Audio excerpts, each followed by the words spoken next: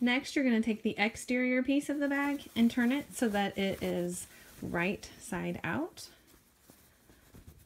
Okay, it's going to look like this. So your seams are on the inside now, and the right side is out.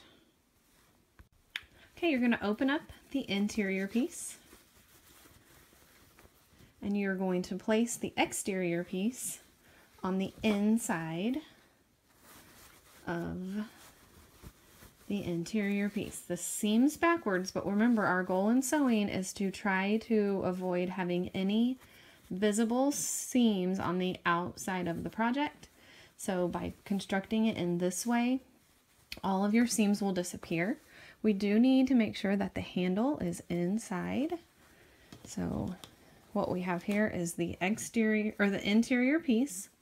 We've got the exterior piece with the loop and the bag right sides together. So if you look inside here, they should be right sides together. This is really important to do a double check there before we start pinning and sewing that they are right sides together.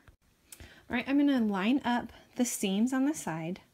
So this seam is lined up, the exterior and interior seams are lined up. I'll put a pin there, and then I'll line up the other seam across the other side. These pieces should all be exactly the same size. I do want to make sure that they're lined up across the top also. And then I can put a few pins in around the edges. But one thing I want to do is right here. So this is opposite. Here's where my handle is on the, as you look in the camera, here's where my handle side is. On the opposite side over here, I'm going to put 2 pins side by side. Right here. And then I'm going to put 2 pins side by side about 2.5 inches away. This is going to enable us to flip our bag inside out later. So this opening right here is going to be extremely important. Okay.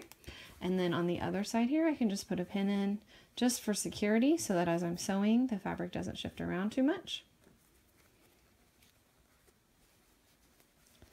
So for those of you who have been kind of slacking on putting pins in, I'd say that's going to make a big difference in the overall final product.